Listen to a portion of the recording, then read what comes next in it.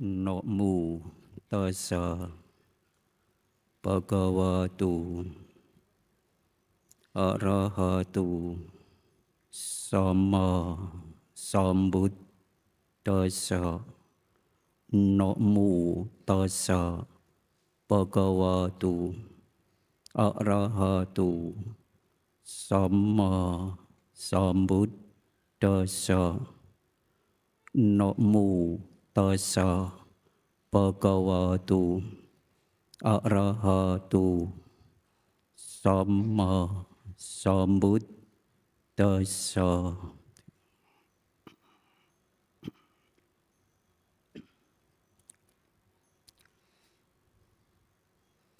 Sangha yang kami muliakan, para pengurus yayasan, juga yang kami muliakan, kami hormati, khusus kepada Pembimas Buddha Provinsi Sumatera Selatan dan jajarannya kami hormati, pada para pandita, ibu, bapak dan saudara-saudara sedama yang berbahagia. Mari kita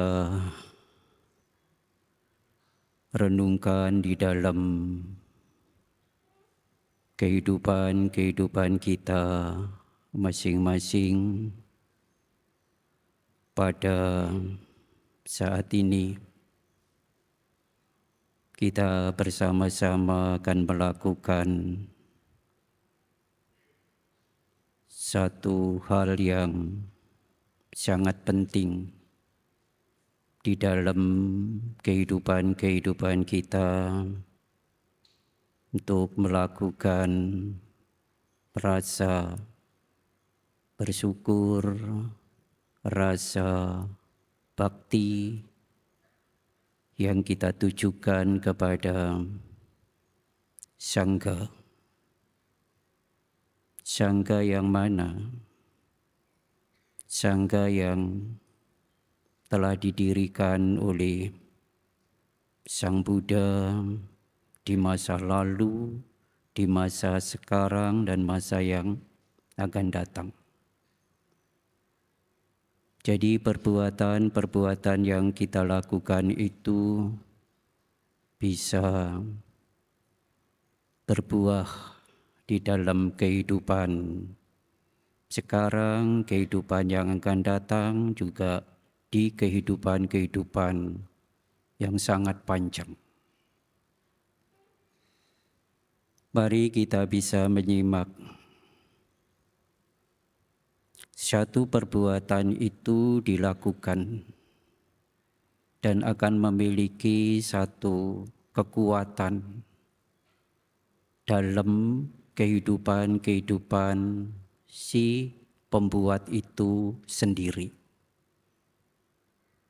Ada dua contoh di dalam kehidupan manusia itu, ada yang baik, ada yang buruk. Baik dan buruk itu juga akan mewarnai di dalam kehidupan si pembuat itu. Kita akan memberi satu contoh kehidupan yang membuat penderitaan. Di dalam kehidupan yang di dalam cerita itu diceritakan, ada seorang pertapa,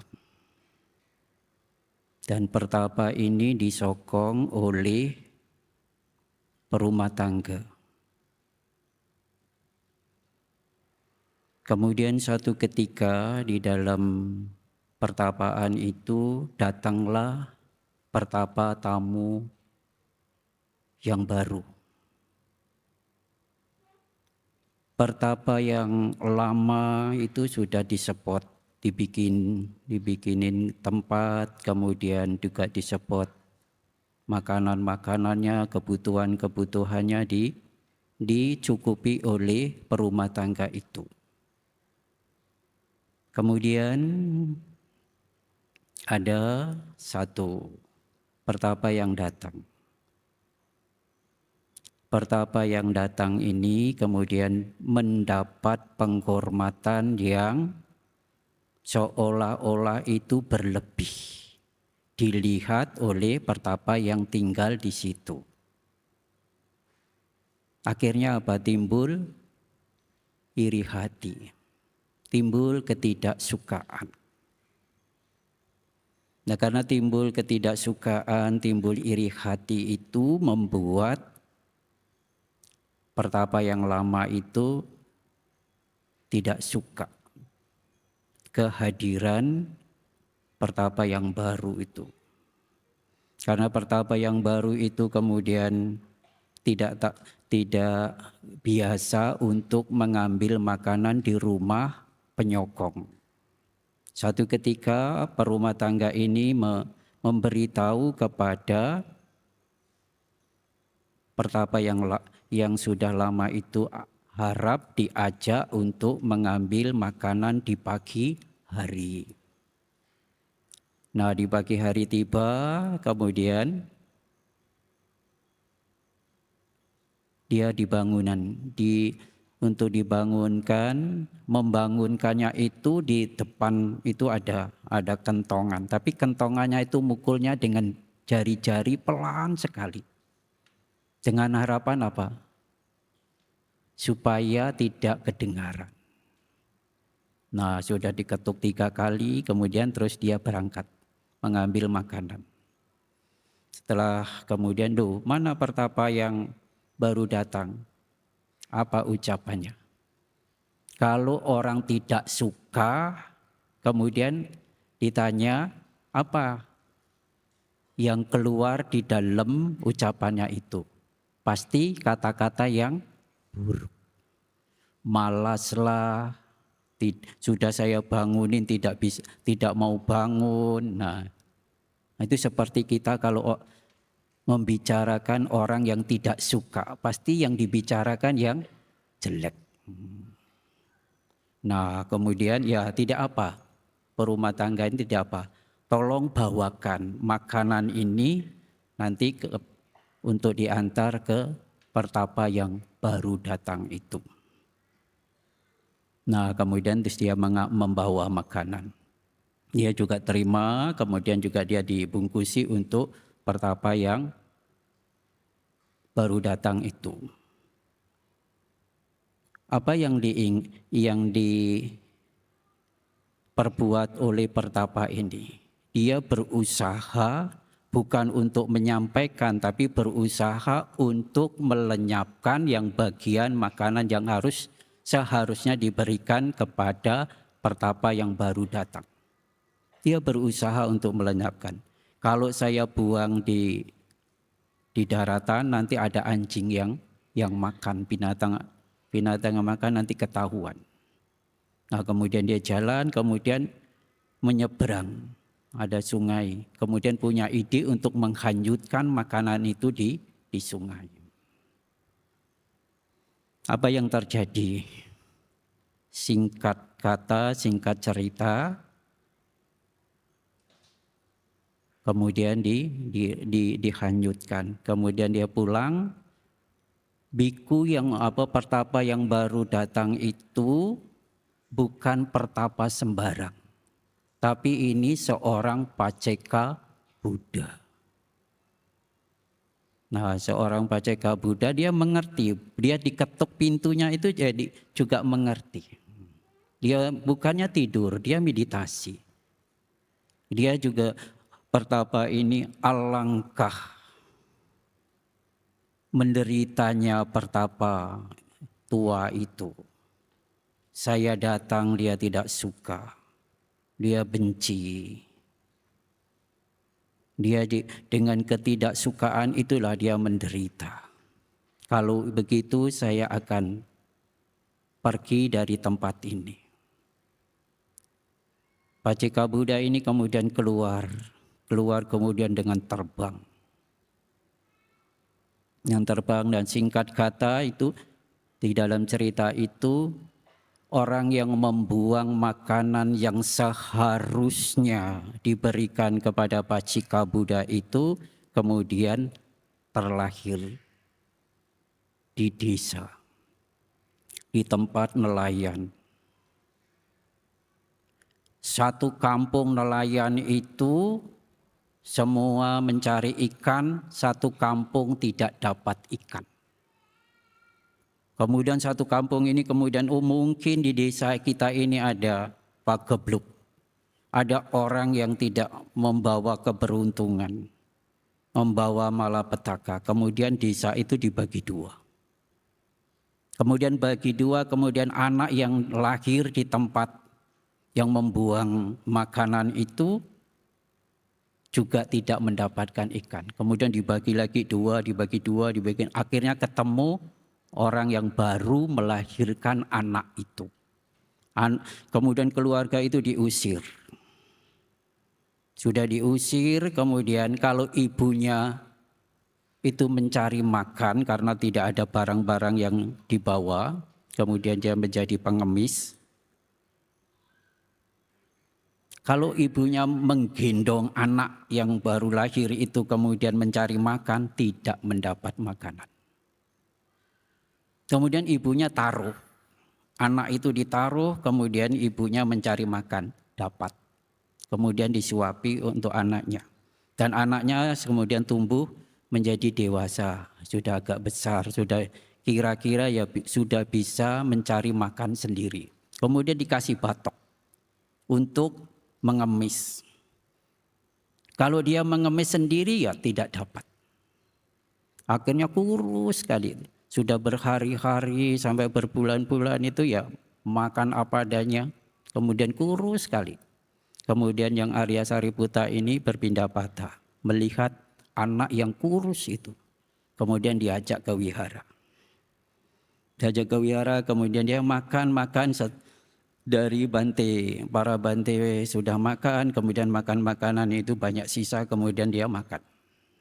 Satu ketika sudah besar, sudah dewasa, sudah ditawarin untuk menjadi biku. Kamu mau menjadi biku? Mau.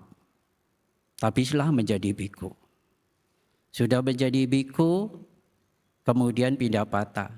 Bante siapapun yang diikuti oleh biku baru itu tidak mendapat makanan. Nah, akhirnya semua dikucilkan. Tidak mau diikutin oleh bante yang baru gitu. Akhirnya dia sendiri jalan, juga tidak dapat makanan. Nah, ini sampai kelaparan gitu. Saat kelaparan, kemudian satu ketika yang Arya Sariputa ini ya dana yang lebih gitu. Sudah berhari-hari kemudian tidak makan, satu ketika dikasih yang Arya Sariputa itu makanan yang banyak. Akhirnya dia makan banyak. Apa akhirnya? Mati kekenyangan. Karena perut sudah berhari-hari tidak pernah diisi, satu ketika diisi banyak. Mungkin tidak bisa mencerna. Itu di dalam riwayat, itu adalah Bante Losakatir. Kelahirannya itu sudah sampai 500 kali mati kelaparan. Itu satu perbuatan, punya kebencian, punya ketidakpuasan, kemudian untuk yang haknya harus diberikan kepada Pacika Buddha kemudian dibuang. Sampai 500 kali kelaparan sampai menjadi Bante Losakatera. Itu pun juga kelaparan. Matinya kekenyangan. Itu yang buruk. Kita juga harus hati-hati di dalam perbuatan-perbuatan kita. Kalau kita benci dengan orang, tidak suka dengan orang, kita harus hati-hati, harus cepat-cepat untuk menghilangkan. Nah, sekarang satu contoh yang baik. Contoh yang baik itu siapa? Kita kenal semua, yaitu Bante Siwali. Mengapa Bante Siwali ini punya kemakmuran, punya kemudahan-kemudahan, bahkan Sang Buddha sendiri memberi rekomendasi apabila para biku ini mau berjalan di tempat yang melewati daerah yang gersang, daerah yang sulit untuk mendapatkan makanan, ajaklah Bante Siwali. Kemudian para biku ribuan itu berjalan di tempat yang sangat sulit untuk mencari makanan, tapi makanan itu tetap berlimpah. Itulah lambang kemakmuran, lambang kemudian. Dan untuk mencapai arahat pun juga tidak sulit. Apa yang dibuatnya dalam kelahirannya itu, dalam kelahiran lampaunya itu?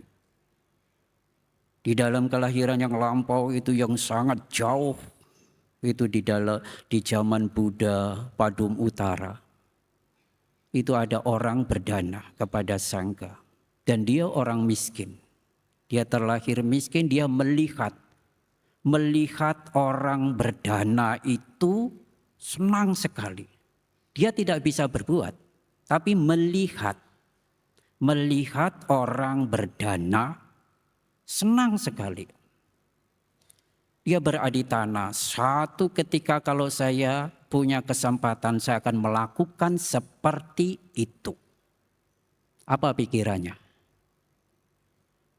Pikirannya dipenuhi dengan sukacita, dengan kebahagiaan, dengan bersyukur bisa melihat orang berdana.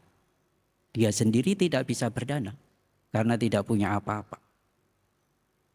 Kemudian lahirlah Buddha berikutnya, Buddha Wipassi. Di zaman Buddha Wipassi kemudian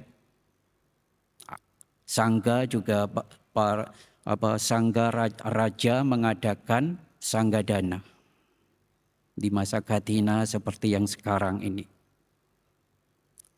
Ada 8 macam barang, tapi satu barang belum ketemu. Rajanya mengutus kepada ajutan-ajutan untuk mencari. Seberapa harganya barang ini harus ada. Apa barang itu? Madu. Nah, sampailah orang mencari itu sampai ke pelosok desa. Kemudian ketemulah orang petani lebah. Kemudian petani lebah ini, kemudian orang yang mencari itu di mana-mana tidak dapat, satu ketika ketemu, girang sekali. Ketemu dengan madu, dengan petani lebah ini. Kemudian dia bawa uang banyak, ratusan atau mungkin ribuan keping uang emas diberikan kepada mereka untuk membeli madu hanya 1 botol. Kemudian ditanya, loh, mengapa kamu memberi uang segitu banyak kepadaku? Uang emas sampai ribuan keping ini. Ribuan keping ini andai kata untuk membeli desa ini cukup. Apakah kamu sudah gila? Memberi penghargaan 1 botol segitu besar. Apa? Maksudnya kamu membeli barang yang hanya 1 keping. Itu pun bukan emas. Kamu hargai sekarang ribuan keping emas. Dia kemudian cerita bahwa ini akan dipersembahkan kepada sangga bersama raja. Akhirnya dia akan mendatangkan manfaat jasa yang besar di kehidupan yang lalu, yang akan datang. Yang akan datang, dia akan menyebabkan punya jasa. Dia mendengar punya jasa dalam kehidupan yang akan datang itu badannya gemetar. Sukacitanya itu luar biasa. Itu dari rentetan Buddha Padum Utara yang punya keinginan untuk melakukan kebajikan dan sekarang mendengar jasa ini akan membawa manfaat di kehidupan yang akan datang. Gemetar sukacita. Akhirnya dia, barang ini tidak akan saya jual. Jadi madunya itu sekarang tidak dijual, walaupun dihargai berapapun. Tapi antarkanlah saya bersama rajamu, ini akan kupersembahkan kepada sangga. Nah akhirnya dia bersama kemudian diberikan kepada sangga. Apa di dalam cerita itu? Lahir mati, bisa ke surga, bisa ke alam manusia, bisa ke surga, bisa ke alam manusia.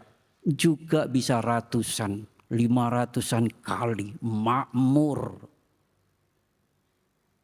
Satu ketika di dalam kehidupan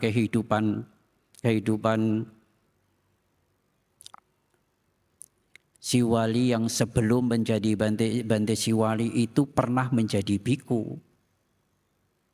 Di dalam kehidupan pernah menjadi biku.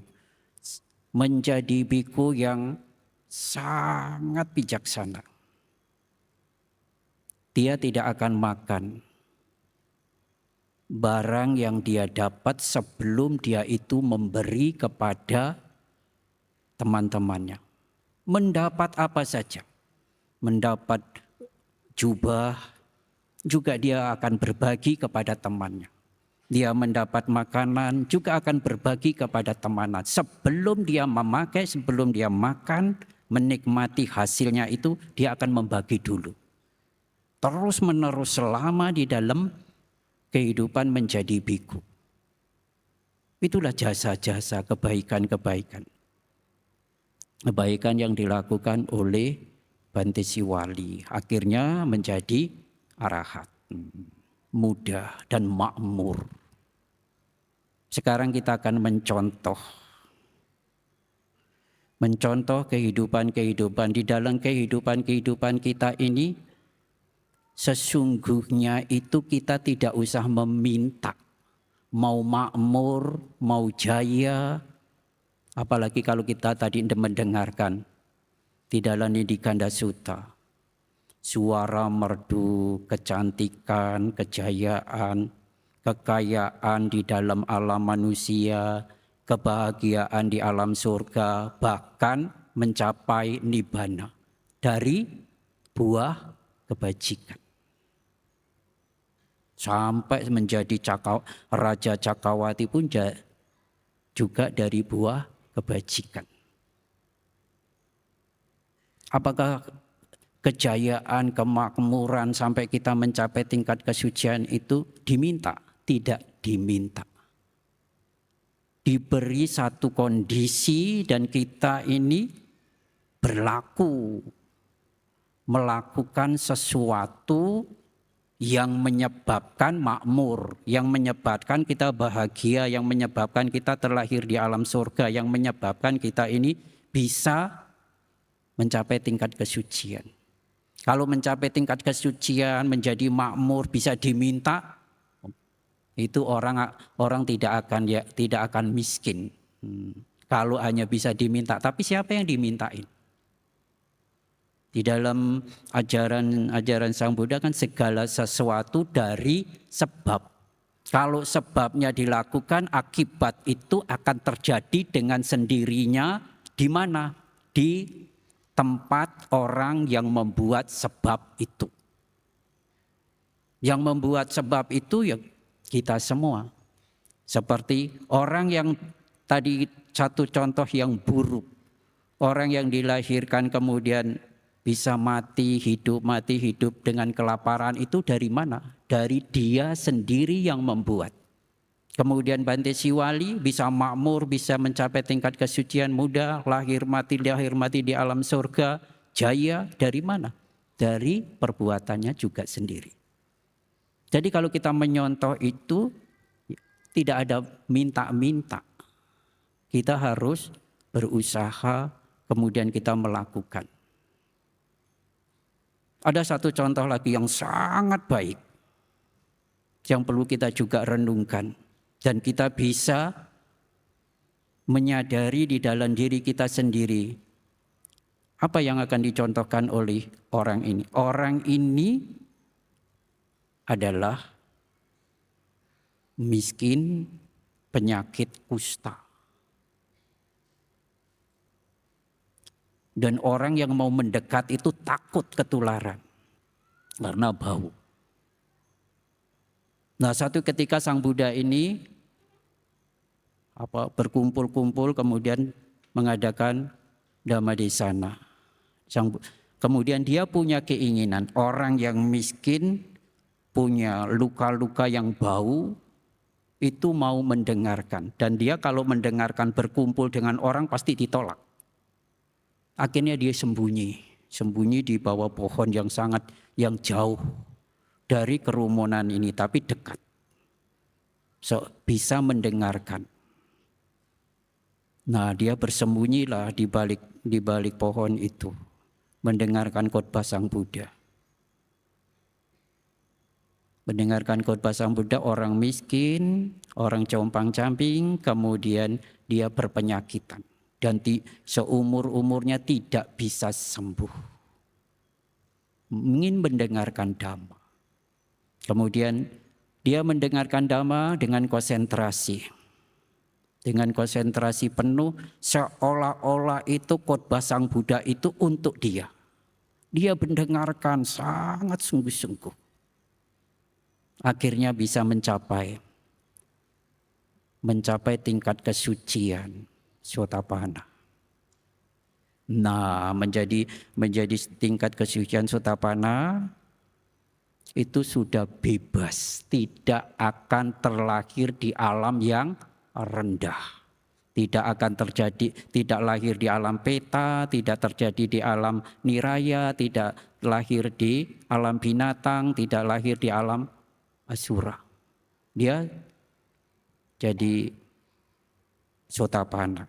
Nah, Dewa Saka ini melihat ada orang yang mengerti Dhamma Sang Buddha. Akhirnya dia turun menjadi seorang Brahmana. Kemudian dia datangin kepada namanya orang yang sakit-sakitan itu. Namanya Supa Buddha. Nanti kalau dicek bisa di Jataka. Di kata-kata. Nah, ini Supa Buddha ini kemudian didatangin seorang Brahmana jelmaan dari Dewa Saka. Kemudian katakan, kamu apa yang menjadi keinginanmu hari ini akan saya kabulkan semua. Kamu supaya sakit kamu itu bisa sembuh seketika. Dan kamu bisa kaya raya. Dan kamu juga punya wajah yang ganteng. Andai kata kalau kita ditawarin begitu gimana? Orang penyakit dari seumur-umur dihina orang, miskin juga dihina orang. Kemudian sakit-sakitan tidak sembuh-sembuh, penderitaan cukup. Kemudian sekarang dijanjikan sama seorang Brahmana ini, hari ini saya akan kabulkan, kamu akan saya sembuhkan. Seketika kamu punya wajah yang tampan, kamu juga punya kekayaan. Tapi dengan syarat. Syaratnya apa? katakanlah bahwa apa yang didengar dari Sang Buddha itu tidak benar. Katakanlah kepada orang-orang yang kamu jumpai, apa yang dikatakan oleh Sang Buddha itu tidak benar. Kemudian Supabuddha apa? Kamu tidak pantas ngomong, bicara seperti itu kepadaku. Kalau kepada orang lain ada mungkin bisa terjadi, tapi kepadaku tidak mungkin terjadi. Saya sudah punya kekayaan yang orang lain juga tidak punya. Akhirnya apa? Dewasaka ini lenyap. Kemudian lapor kepada Sang Buddha. Sang Buddha, Supabuddha tidak bisa dirayu. Akan saya sembuhkan, saya akan janjikan harta, akan saya buat wajah yang ganteng. Tidak bisa dirayu. Ya, Sang Buddha, kamu sudah mengerti. Iya, Bante. Saya sudah mengerti bahwa Supabuddha itu sudah mencapai tingkat Sotapanna, tingkat kesucian yang pertama. Punya tingkat kesucian yang pertama itu sudah seperti itu aja sudah hebat. Tidak akan lari dari keyakinan dari Buddha Sasana, dari ajaran yang diajarkan oleh Sang Buddha. Dia bisa mengerti dan dia bisa paham. Ajaran yang diajarkan oleh Sang Buddha dia bisa tembus. Dhamma Cakkhu, punya mata Dhamma yang sungguh-sungguh, bukan hanya sekedar yakin, tapi dia mengerti. Tidak silau dengan harta, tidak silau dengan penyakit yang dia punyai itu. Dia menyadari, saya bisa seperti sekarang ini, saya miskin. Saya penyakit. Saya dihina orang. Saya mengerti. Itu dari sebab yang saya lakukan di kehidupanku yang lalu. Maka saya hanya menyadari ini terjadi. Dan ini tidak bisa dielakkan. Saya hanya menerima satu kondisi yang terjadi pada diriku. Dia paham, dia mengerti, dia menjadi bijaksana. Apa yang dimiliki oleh Supabuddha itu, yang juga tidak dimiliki oleh orang lain itu, ada 7 kekayaan di dalam Arya. Dia memiliki pengetahuan, dia memiliki Dhamma, memiliki kekayaan agung, kekayaan mulia. Maka dia tidak akan gentar. Melihat fisiknya, melihat kemiskinannya, dia bisa sadari. Tapi orang yang miskin, orang yang sakitan itu, dia punya harta 7. 7 harta mulia, atau 7 harta Arya, atau 7 harta orang agung. Apa itu hartanya? Yang pertama, hartanya itu adalah sada. Dia punya keyakinan terhadap ajaran yang diajarkan oleh Sang Buddha.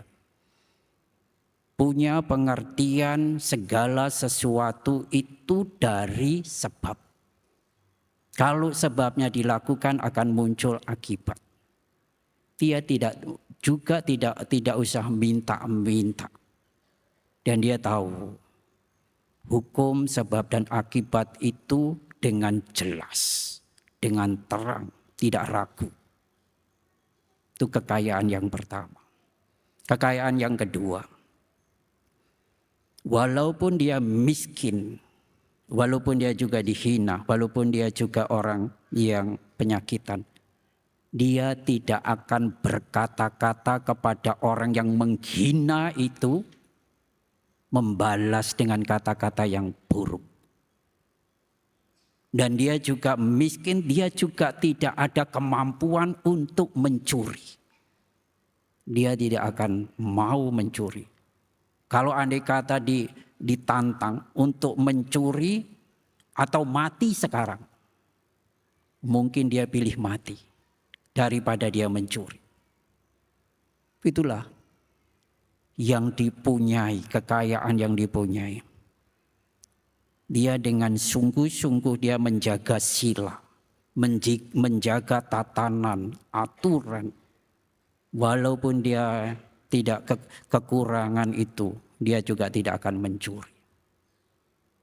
Tidak akan korupsi. Dia sadar kalau ia melakukan, dia tahu sebabnya. Maka dia tidak akan menjaga sila.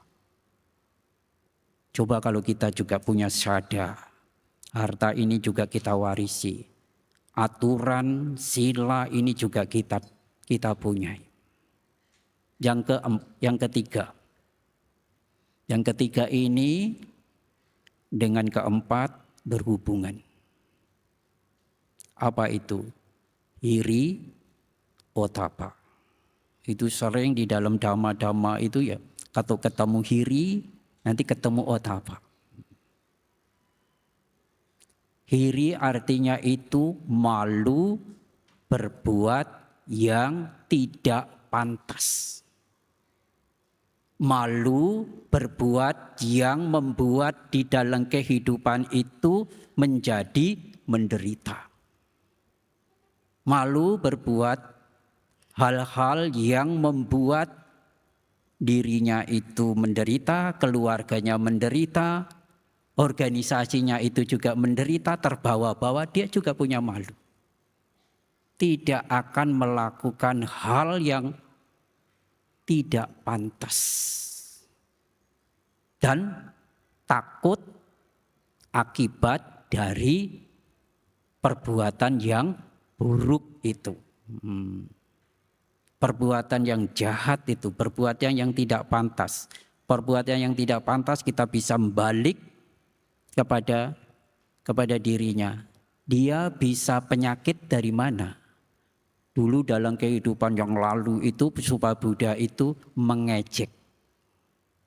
Mengejek ada seorang Paceka Buddha, dia hanya mengejek. Maka kita juga harus hati-hati kalau mengejek orang yang sudah mencapai tingkat kesucian, itu ya kita harus hati-hati. Baru mengejek, berguyon, itu akhirnya bisa membuat dia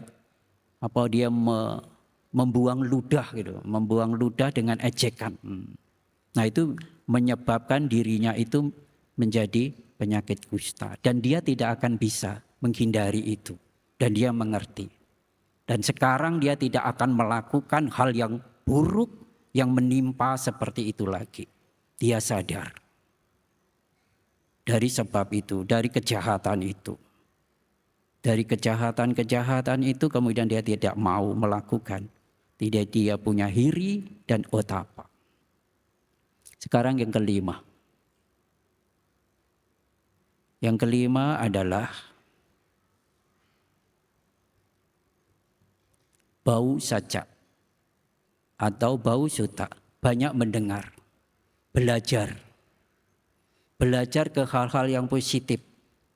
Jangan kita belajar menggosip. Belajar hal-hal yang baik. Belajar yang baik.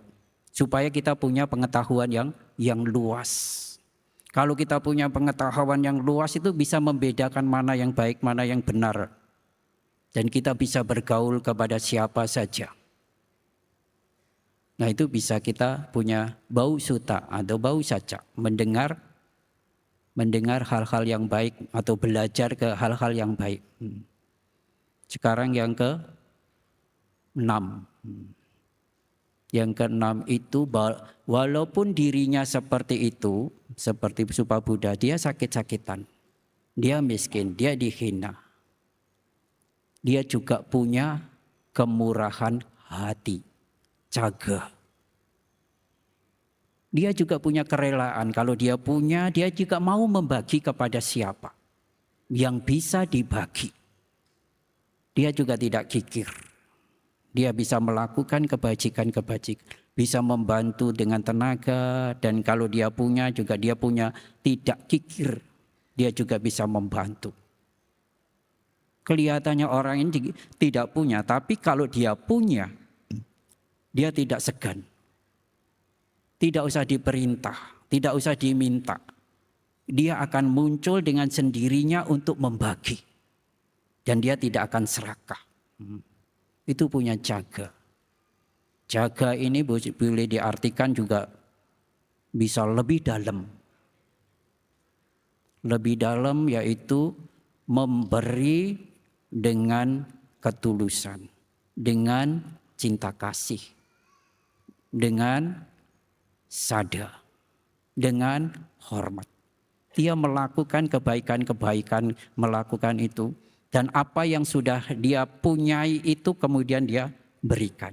Dia berikan, dia bisa memberi itu. Itu punya kemurahan hati kepada siapa saja, tidak pilih-pilih.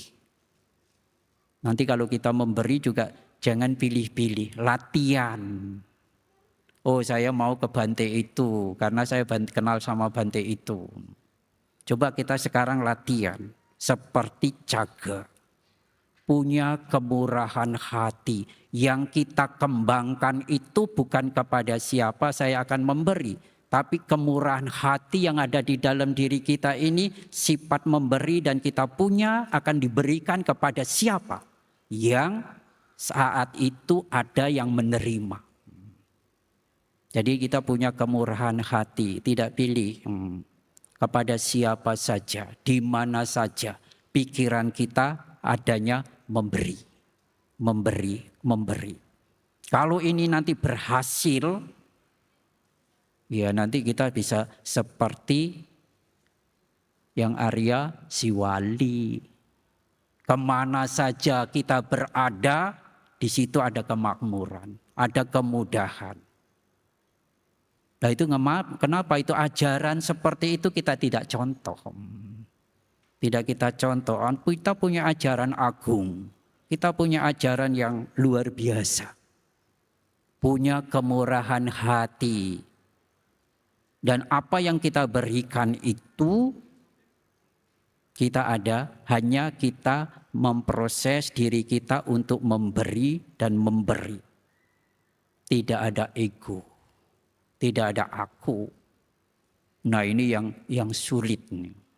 Kalau kita mau melakukan kebaikan, apalagi kebaikan kecil. Kalau kebaikan kita besar, ditulis di koran pun tidak cukup. Harus ditempel di marmer.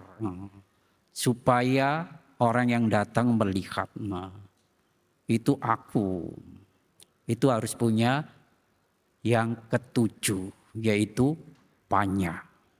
Kebijaksanaan. Nah, kebijaksanaan itu ya kita harus mengerti apa yang kita lakukan. Jadi panya itu ya kita melakukan satu perbuatan yang kita lakukan itu dengan tujuan yang lebih tinggi. Tidak melekatkan aku di situ, kemudian kita menjadi kebajikan yang boleh dikatakan menjadi sapurisa, menjadi kebajikan yang sempurna, kita bisa punya. Nah sekarang 7, tidak Supabuddha itu punya 7 kekayaan yang tidak bisa dibujuk, dirayu, hanya untuk diiming-imingin. Itu kita punya 7. Nah nanti kalau kita mau sekarang kita melakukan, nanti kita juga tadi diumumkan sama pembawa acara itu, tanggal 18 Januari kita sama-sama akan menyaksikan pengecoran Buddha Rupang. Dan Buddha Rupang ini yang akan dicor itu ditemukan di Candi Sewu. Di Candi Sewu itu ya reruntuhan, kemudian ya ditemukan sebuah arca rupang Buddha, kemudian ini yang akan dijadikan replika.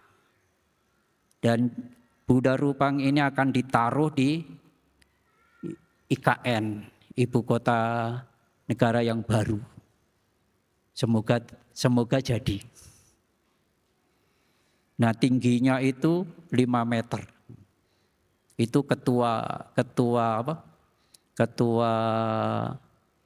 pengecoran untuk Nusantara. Tadi kita ada pengecoran di situ membaca, itu ada 6 provinsi yang dikasih pertama kali pengecoran Buddha rupang itu di Medan.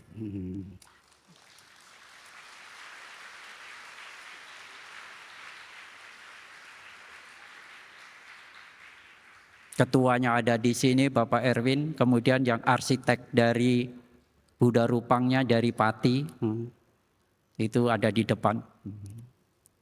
Nah, itu ada 5 meter. Dan itu nanti akan diletakkan di IKN, Wihara IKN. Dan kita sudah punya tanah di situ 28 hektar.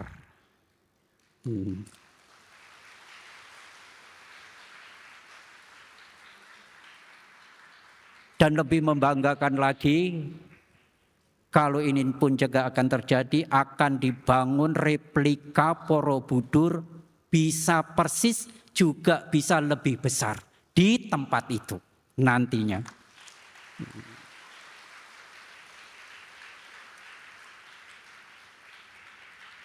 Nah, ini satu momen dan bersejarah itu dengan memperingati Sangga Theravada genap 50 tahun. 50 tahun mengabdi para biku. Para biku mengabdi selama sudah 60 tahun Sangga Theravada Indonesia. Jadi 50 bukan 60. Sekarang 49.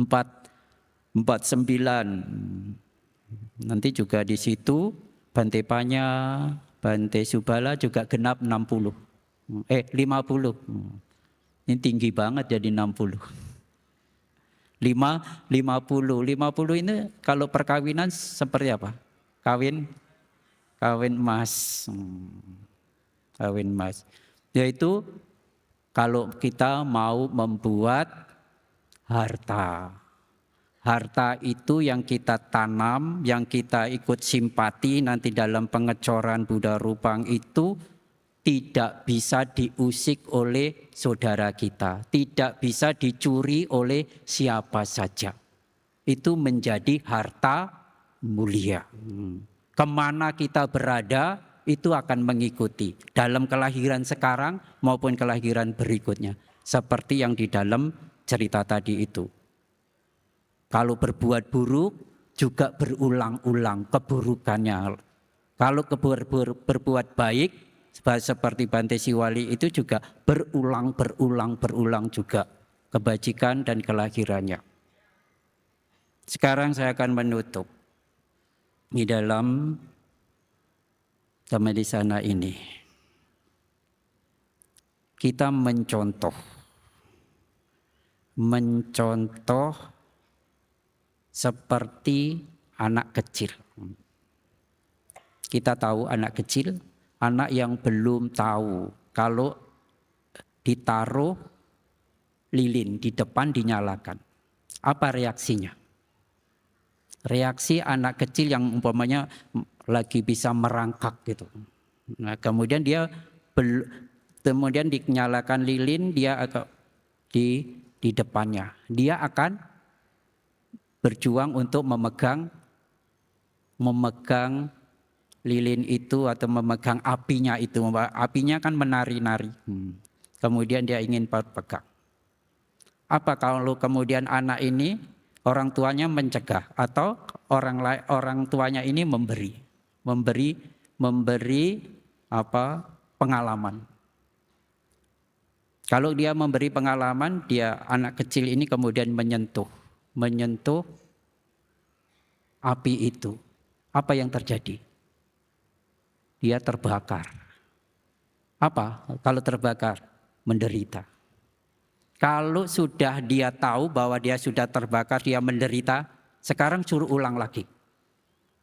Suruh ulang lagi, anak kecil ini kemudian suruh pegang api itu. Mau atau tidak? Pasti tidak mau, karena api itu membawa penderitaan, membawa membakar. Dia mengerti, dia bijaksana. Seperti itulah kita hidup di dalam kehidupan sehari-hari. Kalau pikiran kita buruk, ada dosa, ada loba, ada moha, iri hati, keangkuhan, membuat kita menderita. Mengapa kita tidak mau belajar dengan anak kecil?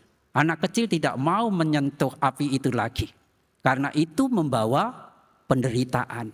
Mengapa kita masih lahir menderita, lahir menderita, lahir? Apa yang menyebabkan penderitaan kita itu?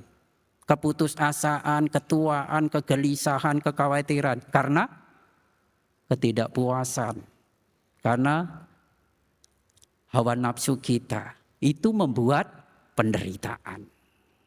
Kalau kita mengerti itu membuat penderitaan, belajarlah seperti anak kecil. Jangan mengulang itu.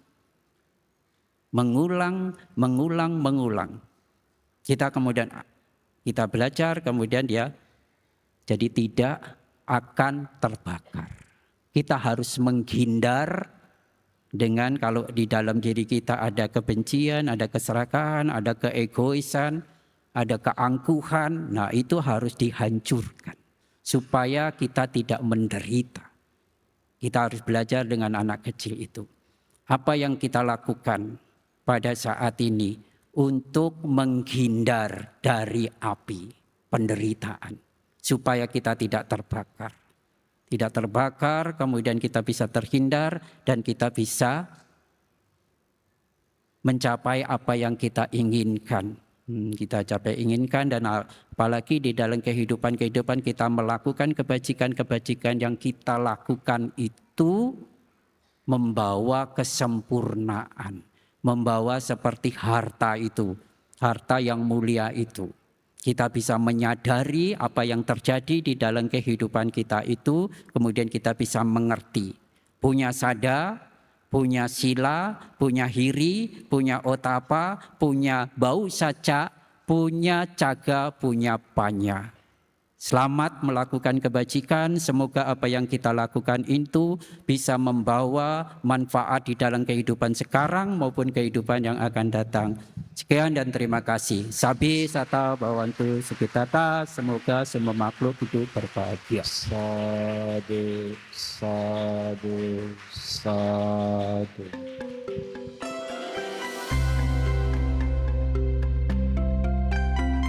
Turut bermudita cita atas genapnya 50 wasa kepada Yang Mulia Biku Sukemo Mahatera. Turut bermudita cita atas genapnya 30 wasa kepada Yang Mulia Biku Candakaro Mahatera. Yang Mulia Biku Dhammakaro Mahatera. Yang Mulia Biku Citanando Mahatera. Yang Mulia Biku Panyanando Mahatera. Turut bermudita cita atas genapnya 20 wasa kepada Yang Mulia Biku Mahathammajato Mahatera. Turut bermudita cita atas genapnya 10 wasa kepada Yang Mulia Biku Piaratanotera. Yang Mulia Biku Ratanadiro Tera.